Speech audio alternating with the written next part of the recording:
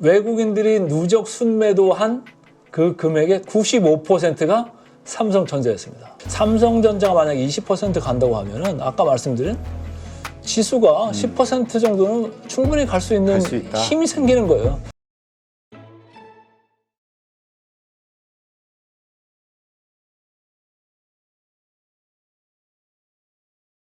네, 오늘 모신 분은 더 프리미어 강관우 대표님이십니다. 안녕하세요. 안녕하세요. 네, 자 올해 들어서 한국 증시가 상승률로는 세계 최고다.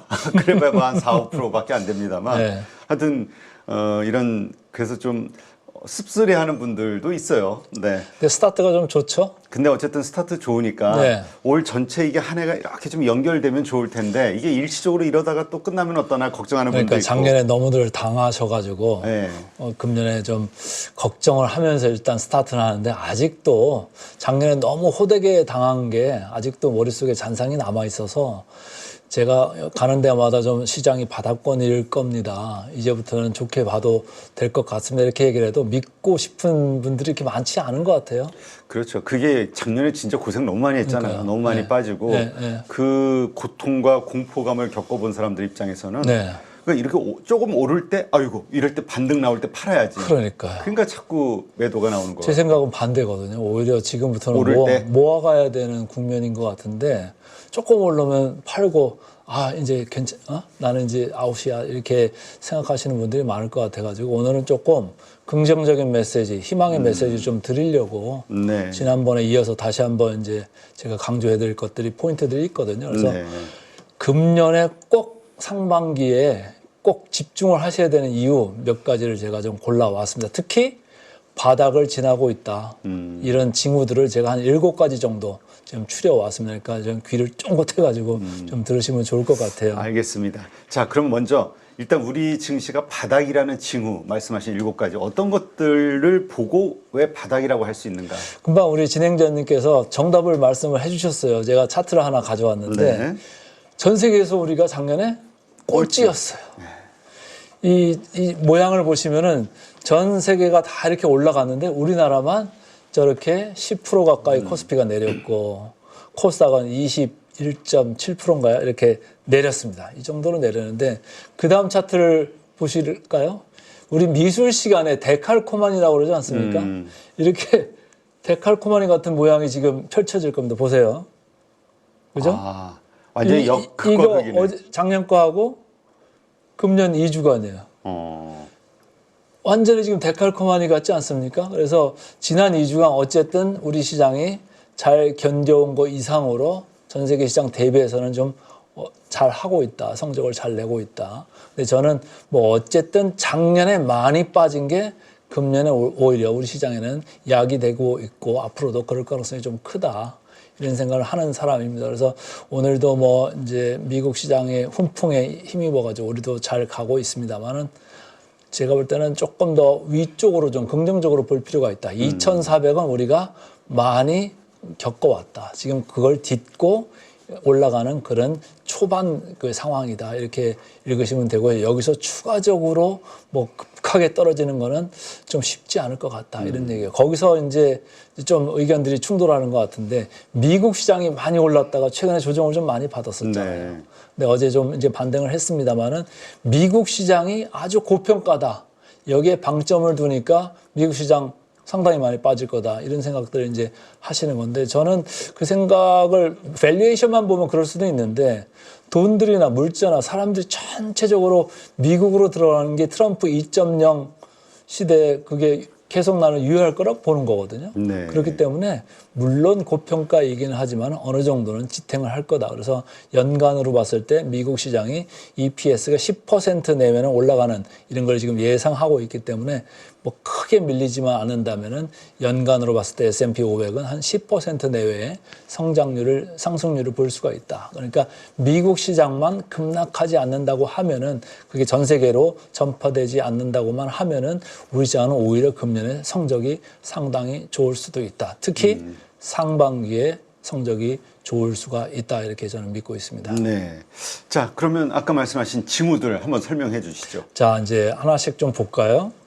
우리 아시아에 있는 나라들을 제가 좀 차트를 좀 준비를 해 봤습니다. 네. 상해하고 일본 니케이하고 대만하고 코스피인데 작년 뭐 하반기 쭉 이렇게 보시면은 지금 차트에 나오는 것 같이 우리 시장이 특히 못했습니다. 이렇게 노란 박스로 제가 해놨는데 특히 그 트럼프 랠리가 있을 때 더 우리가 더 못했어요.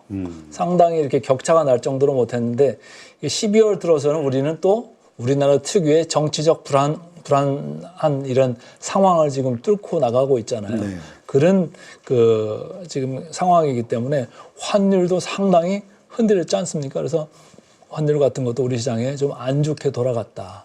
환율이 우리 뭐 원화가 만약에 상대적으로 상당히 약하게 간다면 외국인들은 우리 시장을 들고 있을 수가 없어요. 그렇죠. 팔 수밖에 없는 이런 상황인데 거기에 또 대표적인 게 삼성전자일 수밖에 없잖아요. 네. 마침 삼성전자가 뭐 제대로 보여주는 게 없으니까 삼성전자를 중심으로 해가지고 이제 팔고 싶은 것들을 많이 팔았는데 어쨌든 아시아 시장으로 봤을 때도 이 정도의 지금 벌써 격차가 일어나고 있다. 여기 그 대만 니케이 대비해서 지난 한 서너 달 보면은 벌써 10%포인트 차이가 나고 있고요. 그죠? 그리고 상해 중국 경제 그렇게 안 좋다고 해도 중국에서 부양책 한다니까 엄청 올랐다가 최근에 조금은 내렸습니다만 다시 부양책에 대한 기대감이 되살아나면서 조금 올라가고 있는 이 와중인데 우리 시장이랑의 격차를 생각해 보면 한 15%포인트 정도 이렇게 벌어져 있는 거거든요. 네. 그러니까 지난 한 3, 4개월 동안 우리 시장과 다른 아시아 시장의 격차를 봤을 때는 저는 무조건 10% 정도는 올라갈 수 있다고 보는 거예요. 그러니까 나중에 말씀드리겠습니다만은 우리가 지수 2,400을 하회하는 국면을 6번을 갔다 왔거든요. 네. 그렇기 때문에 저는 2,650 정도까지는 낙폭 과대에 따른 이 반등 국면 그것만 보더라도 그 쉽사리 이렇게 올라갈 수가 있다.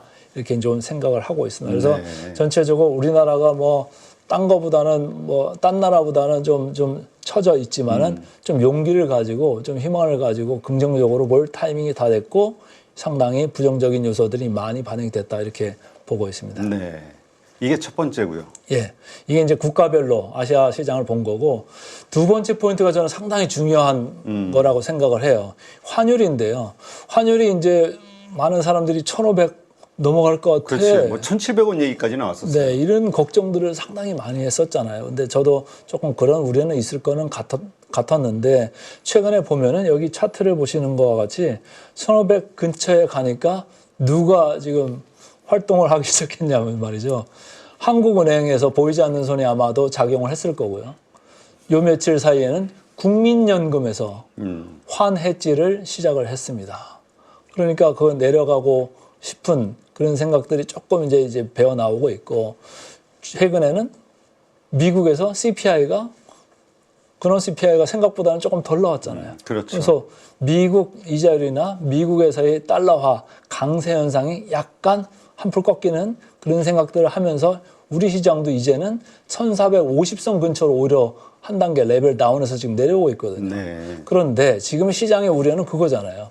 트럼프가 취임하고 나면 관세 정책에 돈 막 풀지, 그렇죠. 이민 정책도 강하게 하고 그러면은 미국에서 물가 세게 올라가는 거 아니냐. 그렇죠. 이런 생각들을 하고 있기 때문에 뭐 미국 국채 10년물 5.0까지 가는 거 아니냐 이런 생각들을 많이 한 건데 국채 수익률 또한 전고점 근처에 지금 다다르고 있거든요. 그래서 그렇죠. 제가 볼 때는 뭐 5.0 근처 거의 이제 육박한 거기 때문에 여기서 추가적인 마이너스보다는 내려갈 가능성을 오히려 장기적으로 더 봐야 되는 거 아니냐. 트럼프가 지금 들어오고 나서는 저는 미국이 제조업이나 미국의 수출 경쟁력을 생각을 저는 장기적으로 할 거라고 보는 사람이거든요.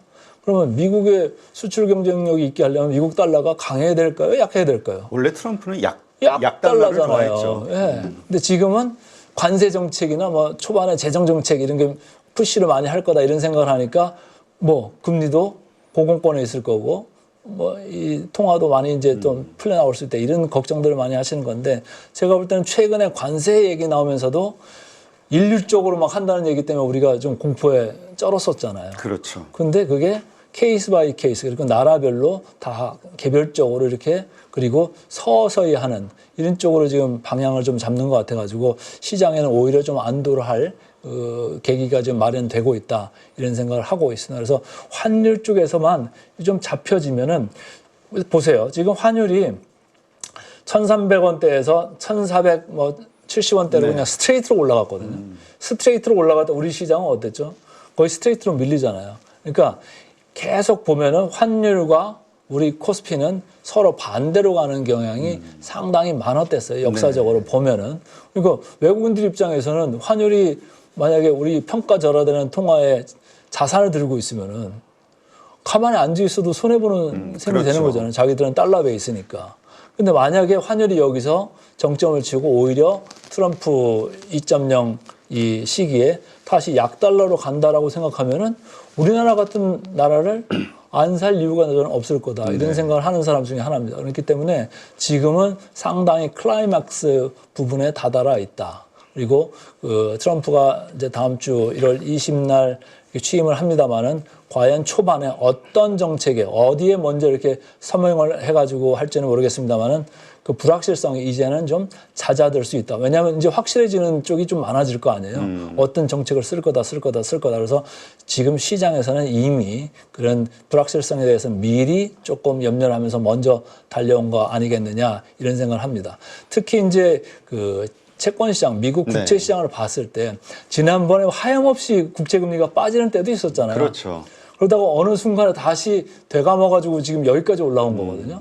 근데 보면은 시장은 언제나 이렇게 오버런 너무 많이 갔다가 다시 되감고 다시 뱉어내고 이런 국면들이 있는 것 같아요. 그래서 제가 볼 때는 어느 정도 지금 미국의 국채금리 수익률의 앙등조차도 정점에 지금 다다르고 있다. 그래서 장기적으로 볼 때는 오히려 트럼프가 들어와서 초반에 또 수익률이 또 올라갈 수는 있습니다만 장기적으로 볼 때는 국채를 투자하는 분들 또한 지금부터 뭐 한 1, 2개월 안에 거의 고점 신호가 나올 거다. 그 뒤로는 오히려 장기적 한 4, 5년 두고는 계속 하향하는 우하향하는 이런 모습이 나올 거기 때문에 국채도 그러면 가격이 오르는 얘기잖아요. 그리고 미국 국채 수익률이 내려가면은 미국 달러와는 자연스럽게 약달러로 갈 거기 때문에 반대편에 서 있는 우리나라 같은 나라는 환율이 이렇게 정점을 환율이 이렇게 정점을 치고 다시 내려간다고 하면은 우리나라의 코스피 지수 또한 반대 방향, 그러니까 위쪽으로 올라갈 가능성이 상당히 있다. 이렇게 저는 생각을 합니다. 그래서 환율에 조금은 걱정이 있었는데 뭐 보이지 않는 손도 있고 국민연금도 있고 미국 쪽에서 장기적으로도 그런 정책적인 게 나올 거다. 그러니까 너무 우리 쫄지 말자 이런 생각을 하고 있는 거죠. 네. 요즘 그래서 그런가요? 서학개미들이라고 표현하는 미국장 투자하시는 분들이 가장 많이 투자한 최근에 그걸 보니까 1위가 테슬라, 2위가 TMF, 국채 3년 3배 베팅하는 네, 거. 세배한 분들이 최근에 아주 피철철이잖아요. 그렇죠. 많이 엄청나게 힘들었죠. 근데 이제 힘들었죠. 지금이 고점이라고 한다면 지금 그렇죠. 투자 잘 지금 들어가는 이제 거죠. 물 타야죠. 국채를 이제 물 타는 적립식 같은 느낌으로 그렇죠. 매달 뭐 한 서너 달 정도만 거기서 물을 타셔도 제가 볼 때는 괜찮은 그 투자가 될 수도 있다 이런 생각을 저는 개인적으로 해보고요. 네. 자, 이제 환율 말씀드렸으니까 세 번째는 이제 밸류에이션을 말씀을 꼭 드리고 싶어요. 네. 전 세계에서 우리 시장이 제일 싼 시장 중에 하나입니다. 그렇죠. 어제도 그랬고 오늘도 그렇고 내일도 그럴 것 같은데요. 근데 이제 앞으로 보면은 이 밸류에이션 바닥은 좀 벗어나지 않겠느냐 이런 생각을 좀 하고 있습니다. 제가 여기에다가 화살표를 지금 6개나 이렇게 그려왔거든요. 아, 이게 뭔 화살표 무슨 의미입니까? 네, 이 화살표가 있는 데가 지금 forward PBR 기준으로 해가지고 0.80을 찍고 반등하고 했던 거예요. 저는 0.80이라고 하면은 지수로 봤을 때는 2,400선입니다. 2,400선을 하회하면서 항상 0.80을 벗어나곤 했는데 그때마다 이렇게 찍고 왔어요. 제가 뭐 10년, 15년 것도 이렇게 봅니다만은 항상 우리 시장이 뭐 플러스 1시그마, 플러스 2시그마, 밑으로는 마이너스 1시그마, 2시그마 이 범위 내에서 움직여요. 근데 상당히 지금 많이 내려간 게 0.80배. 우리가 평균이라고 하면은 여기는 단기적으로 2년 평균을 해가지고 한 0.88 이 정도 와 있습니다만은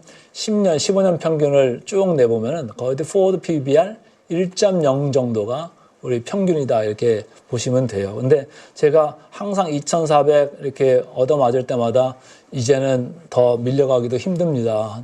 앞으로 보면은 지나고 나면은 지금이 바닥에 있을 겁니다. 이렇게 말씀을 드렸는데 뭔가 우리가 이렇게 한 번 얻어맞을 때는 방비가 안 돼 있다가 얻어맞으니까 좀 아프거든요.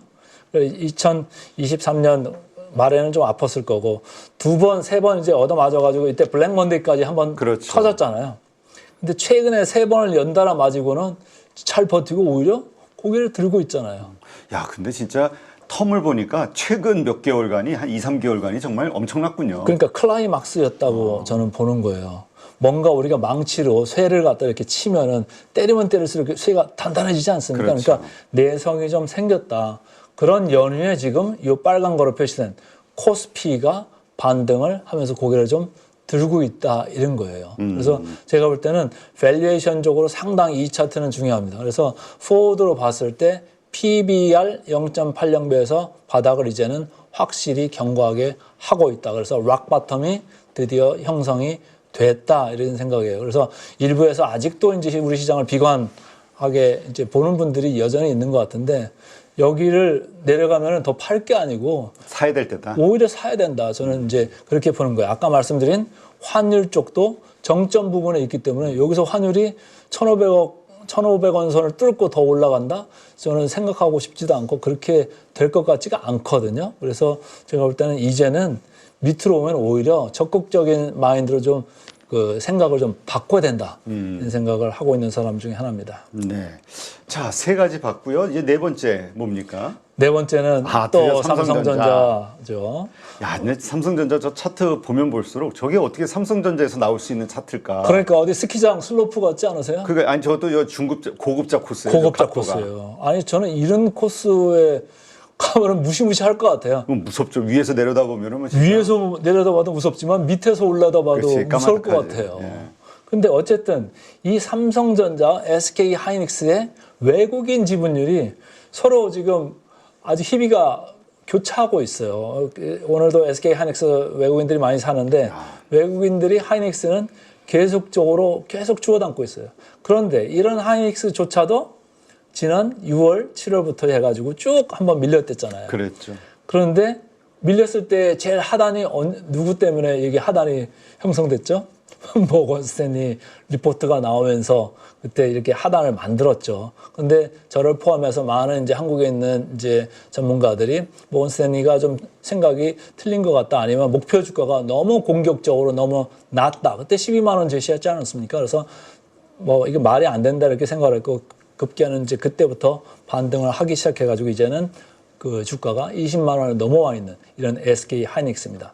근데 제가 볼 때는 이 SK 하이닉스는 이 전 고점의 외국인 지분율까지 간다고 하면은 지금부터 무려 1조 5천 정도를 더 되사야 됩니다. 그렇다고 볼 때는 SK 하이닉스는 전 고점 우리가 24만 원 정도 갔다 왔잖아요. 그러니까 24만 원 정도를 다시 시도해 볼 수 있다. 저는 개인적으로 이렇게 보고 있어요. 그래서 HBM 관련돼 가지고 SK 하이닉스를 포트폴리오에서 빼놓고 있다? 이거는 제가 볼 때는 좀 말이 안 되는 것 같아서 외국인들이 아 나의 실수 이러면서 다시 지금 사들어가는 그런 국면인 것 같은데 문제는 이제 삼성전자죠. 네. 삼성전자가 뭐 빠져도 이렇게 많이 빠질 수가 없어요. 지난 7월 11일인가요? 이날이 이제 외국인 지분율이 제일 높았었을 때인데 그 뒤로 이렇게 많이 빠졌습니다. 지금 50.4%까지 내려와 있어요. 무려 23조 원을 누적 순매도를 부어 때렸습니다. 근데 이 기간 동안에 똑같은 기간 때는 코스피를 얼마나 그 매도를 했냐 제가 이렇게 숫자를 계산해 봤더니 24조 원을 때렸더라고요. 야, 엄청나네. 그러니까 외국인들이 누적 순매도한 그 금액의 95%가 삼성전자였습니다. 그러니까 우리 시장이 버틸 수가 없잖아요. 없죠. 버틸 수가 없고 그래서 최근까지 좀 밀리고 있는데 최근에 약간 한번 틀으려고 고개를 약간 돌았었죠. 연초에 가면서 하루 이제 세게 사는 이런 국면이 있었는데 오늘도 조금 이제 들어오는 것 같습니다만 여기서 왔다 갔다 할 거라고 봅니다. 그런데 이게 제가 2년짜리 지금 외국인 지분율 차트입니다. 지난 2년 대비해서 2년 전에는 거의 50% 밑에였어요. 49% 후반대였는데 1년 전에는 54%였습니다. 54%대로 저는 이 삼성전자가 다시 되감기를 할 수가 있다. 이런 생각을 합니다. 바로 뭐 내일 간다는 얘기가 아니고요.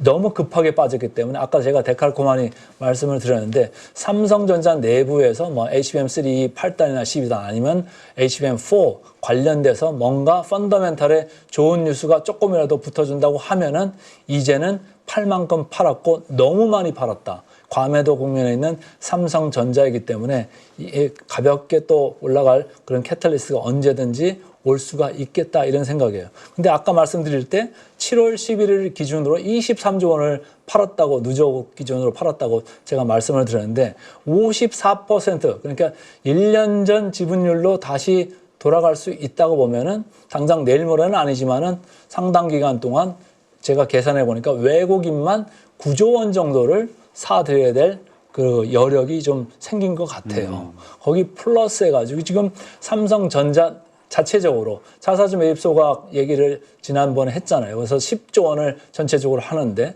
뭐 매달 한 1조 내외로 지금 하는 것 같습니다. 그래서 남은 잔량이 한 7에서 8조 정도 남았다고 보면 아까 말씀드린 구조하고 삼성전자 자사주 또 여력이 한 7, 8조 된다고 보면 16조에서 17조 정도는 앞으로 뭐 6개월이고 9개월이고 사들어올 여력이 지금 있는 삼성전자가 되겠습니다. 그러니까 수급 쪽에서는 마이너스 요인보다는 플러스 요인이 지금 생겨나고 있다. 이렇게 보시면 되고요. 두 번째는 펀더멘탈은 시간이 가면서 좀 해결해 주지 않겠냐면 좀 더 버티는 옆으로 나란히 하는 국면이 있을 수는 있습니다만은 조만간 발동이 걸릴 일이 생길 수도 언제든지 나올 수도 있는 그런 삼성전자이기 때문에 그동안 너무나 이렇게 역차별 받았던 거에서 이제는 조금 너무 부정적으로만 보지 말고 희망을 좀 가지고 봐보자 이런 말씀을 좀 드립니다. 네. 그 말씀을 드리는 이유 중에 하나가 아까 말씀드린 외국인 지분율 얼마나 떨어졌는지를 보면은 여러분들이 와 진짜 많이 줄였구나 이런 생각들을 하실 건데 무려 5.4%포인트나 줄였습니다. 와, 엄청나네요. 저 시총이 얼만데. 시총이 얼마나 이게 살벌하게 줄인 거예요. 이것만 봐도 23조 원의 위력을 느끼시지 않겠어요? 그래서 상당히 지금 떨어져 있다. 그 와중에 하이닉스는 0.9%포인트. 그러니까 뭐 그렇게 많이 내려온 건 아니에요. 근데 여기서 요 0.9%포인트만 다시 채워넣기만 한다고 해도 1조 5천 정도를 제가 다시 되사야 된다고 그랬잖아요. 근데 뭐 삼성전자가 5.4% 지분율 떨어진 것만큼 다 올리지는 않겠습니다만은 어느 정도 올린다고 보면은 분명히 수급은 이제까지 팔아왔다 아주 공포적인 매도 그런 흐름이 아니라 이제부터는 다시 저점 매수로 들어오는 그런 리드가 생길 수 있는 국면으로 지금 전환되고 있다. 이렇게 저는 생각을 하고 싶습니다. 네. 자, 근데 이런 이야기를 하게 되면 그래서 삼성전자 아무리 그래도 올라봐야 얼마나 오르겠어. 이게 굳이 우리가 삼성전자를 사야 돼? 투자해야 돼? 이런 생각하시는 분들이 꽤 되더라고요. 근데 이제 빠진 거를 생각해 보면 한 38% 빠졌어요. 네. 지금 고점 대비. 네. 그래서 저는 반 정도만 간다고 봐도요. 20%. 네. 만약에 삼성전자가 20%만 간다고 봐도 지금 뭐 6만 5천 원 뭐 그 정도는 충분히 넘어갈 수 있는 7만 원 그 사이로 올라갈 수 있는 그런 거고 애널리스트들의 이제 목표 주가를 보면은 그거보다 더 위에 있잖아요. 그렇지. 사실은 뭐 한 50% 정도 지금 룸이 있는 지금 컨센서스 목표 주가의 차이를 지금 보이고 있는데 대체적으로 애널리스트들이 얘기한 그 목표 주가까지는 가지는 않죠. 거의 뭐 10%나 20% 언더하는 그 수준까지 간다고 보면은 제가 말씀드린 여기서부터 한 뭐 1년 안쪽으로 한 20% 그러니까 6만 5천에서 7만 정도 가는 국면은 언제든지 나올 수가 있다. 저는 개인적으로 이렇게 봅니다. 그래서 삼성전자가 만약에 20% 간다고 하면은 아까 말씀드린 지수가 10% 정도는 충분히 갈 수 있는 힘이 생기는 거예요. 삼성전자가 가면 또 뭐가 가죠? 다른 IT 소부장들도 가잖아요. 그래서 삼성전자는 IT에 관련되는 뭐 우리나라 대표적인 주식 중에 하나이기 때문에 뭐 다른 이제 업종으로 옹기가 퍼지는 그런 효과도 있을 거고 특히 삼성전자는 우리나라 시총 1위지 않습니까? 그렇죠. 시총의 20%를 차지해요. 보통주 플러스 우선주를 하면 말이죠. 그러니까 외국인들이 환율이 올라가는 국면에서는 뭘 제일 많이 팔았다고 그러죠? 삼성전자에 왜? 한국 시장에서 도망가야 되니까.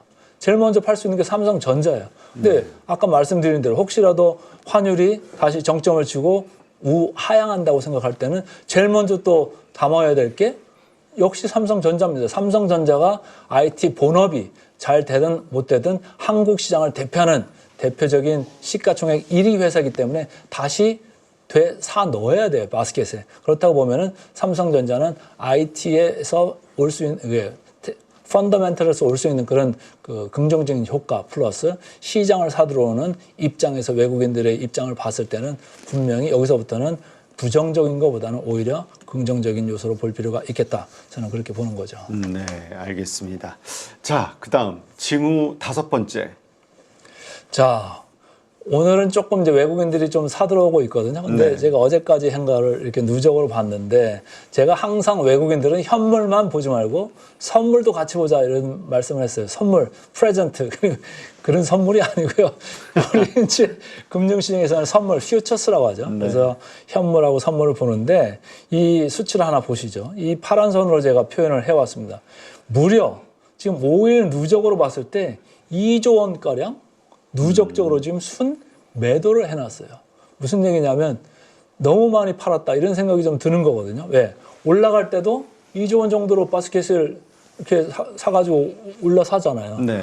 근데 내려올 때 2조 원 정도까지 지금 많이 팔아놨다 이런 얘기인데 그런데 보통 이렇게 외국인들이 우하향하면서 장을 갖다가 패대기를 치면 우리 시장은 어떻게 돼야 될까요? 같이 와야죠. 그렇죠. 근데 이상하게 같이 안 오죠.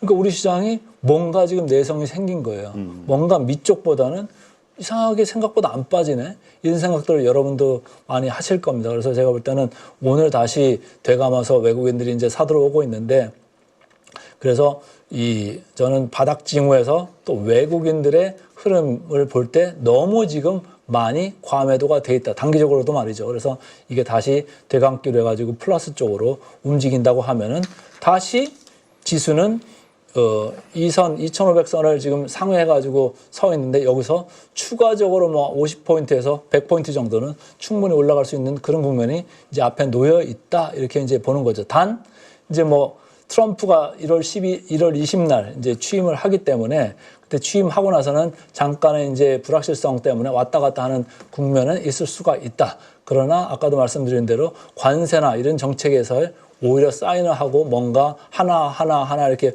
풀어나가고 본다고 하면은 마이너스 요인보다는 뭐 부정적인 거 너무 생각하지 마시고 중립적인 거 내지는 오히려 좀 생각했던 것보다는 그렇게 강하지가 않은데 이런 생각을 할 수 있는 국면이 있을 수도 있다. 이런 생각을 하는 거고요. 외국인들이 우리 시장을 이제 환율이 돌기 시작하면은 이렇게 마이너스 했던 게 급격하게 플러스 쪽으로 오히려 거꾸로 바쁘게 채워내야 될 국면 이런 것도 올 수가 있다. 이렇게 저는 보고 있습니다. 네. 하여튼 지금 그 한국 증시에서는 워낙 수급적인 면 때문에 외국인이 확 돌아와줘야 저게 하나의 큰 반등 시그널로 또 그걸 보면서 안심하고 투자하는 또 국내 투자자들이 증가하니까. 근데 재밌는 거는요. 외국인들이 살 때는 꼭 누가 팔죠? 우리 개인 투자자. 개인들이 팔죠.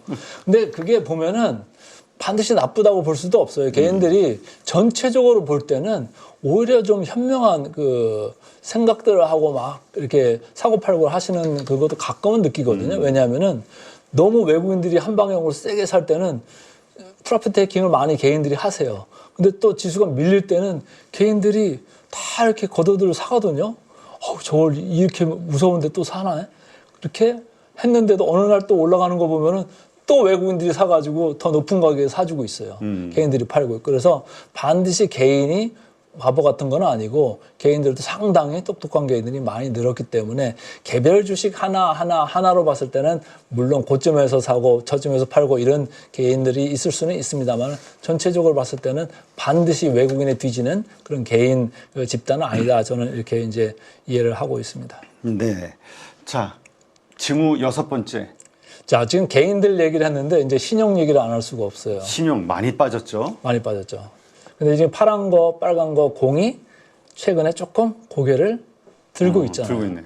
근데 이제 사람들이 생각할 때, 야, 신용이 여기서 또 올라온다고? 이런 생각들을 하잖아요. 제가 항상 말씀드리는 게 이 코스피 신용하고 코스닥 신용은 같은 잣대로 보면 안 된다 이런 거예요. 절대 금액으로 그냥 같이 놓고 보면 안 된다. 왜냐? 코스피라는 전체 시가총액이 있고 코스닥이 있잖아요. 네. 5분의 1이 채 안 돼요. 근데 신용 잔고로만 보면은 이게 차이가 별로 없지 않습니까? 그렇죠. 거의 차이가 없어요.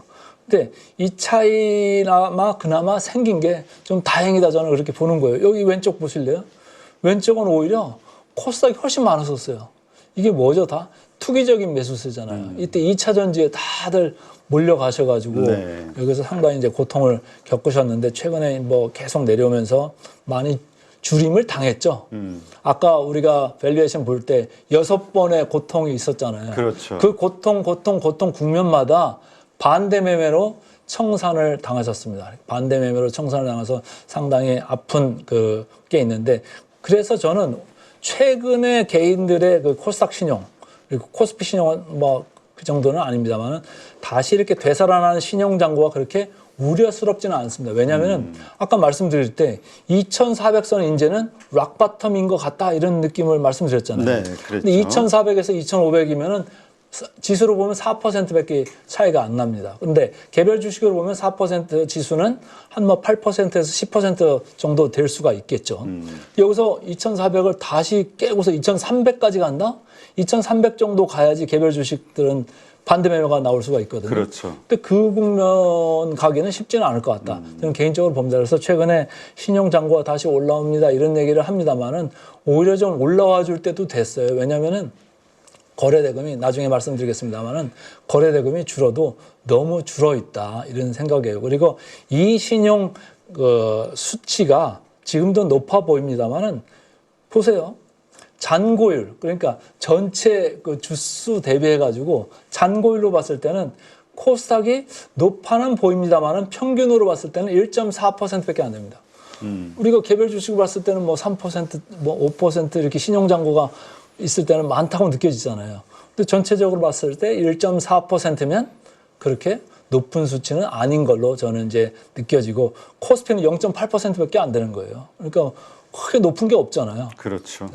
근데 물론 이제 이 밑에 보면 공매도 잔고율 여기는 뭐 상당히 낮습니다. 0.1%까지 돼 있어요. 지금 공매도가 금지돼 있잖아요. 그러니까 여기는 줄어가지고 거의 없을 정도로 이렇게 공매도가 줄어 있는데 그거에 비해서는 큽니다만은 전체 주수 대비해서는 잔고율이 코스닥 1.4, 코스피 0.8%에 불과한 지금 현재 시장이기 때문에 이쪽 신용에서 오는 그 반대 매매 그런 우려? 이거는 이제는 없어지는 없어졌다. 국면이다. 이렇게 저는 보고 있습니다. 자, 그렇다면 이제 마지막 7번째, 우리 증시가 바닥이라고 우리가 확신할 수 있는 징후 7번째는 뭘까요? 심리가 많이 떨어진 것 같아요. 야, 진짜 우리 거래대금, 거래대금 엄청나게 떨어졌죠. 엄청 많이 하락했죠. 네. 작년 1년 내내 계속 밀렸잖아요. 특히 하반기 내려오면서 밀렸고 연초에는 이렇게 밀리는 경향이 있네요. 작년에도 연초에 이렇게 밀렸었고 그러나 이 정도까지는 안 했잖아요. 그렇죠? 2023년 초에도 제일 연초에 거래대금 대비해서는 연중 내내 이렇게 올랐댔고 그렇죠. 작년에도 연초 대비해서는 한 2분기 초까지는 이렇게 올라갔습니다만은 그 뒤로 쭉 밀려 내려왔던 시장 거래대금인데 지금 상당히 지금 밀려 내려와 있다. 그래서 너무 그 부정적인 요소들이 시장에 많이 지금 있는데 여전히 있는데 저는 그래서 이게 바닥 징후가 아니겠느냐 이렇게 보는 거죠. 그래서 제가 여기저기 다니면서 이제 말씀드리면 여전히 댓글들이 험악하게 쓰시는 분들이 꽤 계세요. 뭐 이 국장을 하라고 유혹을 하냐, 물량 넘기려고 그러냐, 미국으로 가야지. 아니 이 가격에서 물량 넘길 가격이 뭐가 있어요? 근데 그런 게 아니고 제가 볼 땐 그 정도로 지금 심리가 상당히 위축돼 있다. 작년에 너무 많이 터져도 고통을 너무 많이 겪었다 이런 생각을 합니다. 그래서 제가 말씀드린 쭉 이 징후들을 보면은 마이너스 요인들도 있고 좀 긍정적으로 볼 수 있는 요인들이 있습니다만은 어쨌든 우리 시장은 좀 바닥을 지금 지나가고 있는 거 아닌가 개인적으로 이렇게 좀 판단을 해보고 있습니다.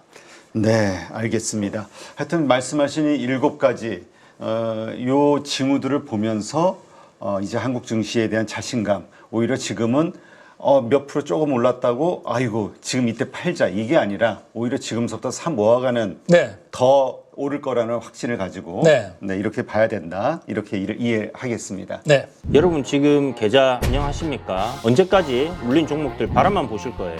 사실 투자라는 게 간단합니다. 올라갈 종목 잘 찾아서 매수할 자리, 매도할 자리만 여러분들이 명확하게 알고 있으면 주식 정말 쉬워집니다. 지금 보유 종목을 잘라야 할지 끌고 가야 될지 고민인 분들 많으시죠? 저도 7번 깡통을 차본 사람으로서 여러분들의 고민이 어떤 건지 다 알고 있습니다. 그래서 제가 여러 번 실패를 겪으면서 일어서게 해줬던 기법들에 대해서 명확하게 알려드리도록 하겠습니다. 2025년 양봉 나온다라고 이야기 드렸는데 분명 좋은 장이 올 거니까 이 기회를 살리시면 좋겠습니다. 딱 8주만 집중하셔가지고 평생 써먹을 수 있는 돈 버는 기법 다 배워가실 수 있도록 만들어 드리겠습니다. 제가 쓰는 실전 기법을 총 8번의 VOD 강의와 16번의 라이브 강의로 모두 담았습니다. 직접 올라갈 종목 찾으실 수 있도록 그 방법을 제가 알려드리겠습니다. 여러분 2025년 저와 함께 돈 벌어보시죠.